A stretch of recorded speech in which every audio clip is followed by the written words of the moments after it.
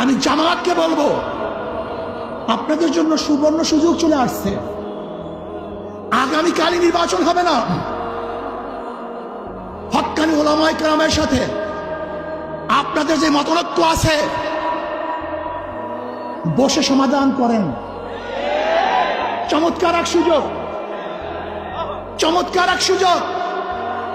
দেখেন, নৈতিক ও আদর্শ মিল না থাকলে সাময়িক মিল থাকে না।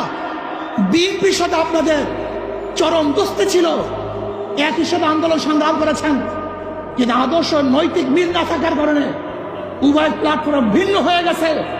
আমরা চাই না অনৈতিক কোনো